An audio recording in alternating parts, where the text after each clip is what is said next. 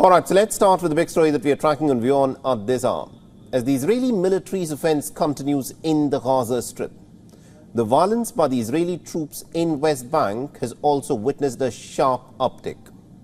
In the latest, at least about 5 Palestinians been killed by the Israelis in a raid that was carried out in the West Bank city of Tulkarem. In West Bank, there is no Hamas, and yet this is what the Israeli forces have done. Reports suggest that the Israeli raid in West Bank city of Tulkarem was carried out in the Nur Shams refugee camp. The Israeli military, in fact, went into the camp late on Thursday night in an hours-long operation that stretched into Friday. Local sources and eyewitnesses have reported the Israeli raid and what took place there. There were sounds of explosions that were caused by explosive devices. Earlier in the day, the bulldozers were seen moving in on the roads and causing damage to the road surfaces and pavements of what is essentially Palestinian infrastructure in the West Bank. According to reports, ambulances were still barred from reaching the raid scenes to provide medical assistance to those in urgent need. This is the first raid in which we have been prevented from entering the camp from the beginning of the raid until now. We have volunteer medical teams inside the Nur Shams camp, and among them, some young men were injured, including a young man who was going to deal with one of the martyrs. He was shot and wounded in the foot, resulting in many bone fractures. What happened is that we were informed that there are several casualties in the camp during the raid. But the Israeli army prevented us from entering.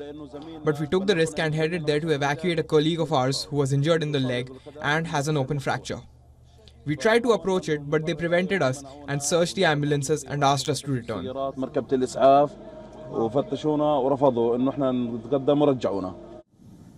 The latest skirmish is just one of the incidents that has taken place in the recent days. The West Bank, which Israel, remember, has occupied since 1967, has seen a surge in violence in the past year, particularly since Israel's war on the Gaza Strip.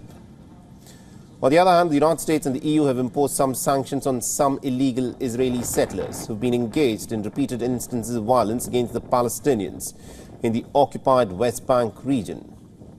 The European Union has announced some new sanctions against 4 illegal Israeli settlers. This includes 2 listed entities as well.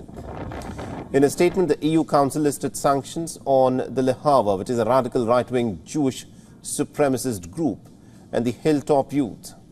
Sanctions were also imposed on 2 leading figures of the Hilltop Youth. Separately, Israel's longtime ally, the United States, has said that it is adding the Benzain Gopstein, the founder and the leader of the Lehava, to its own blacklist.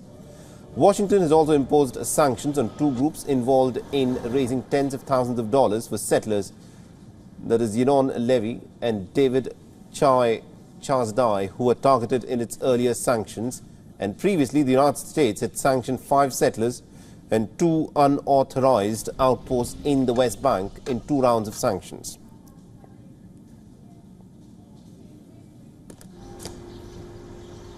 For all the latest news, download the WION app and subscribe to our YouTube channel.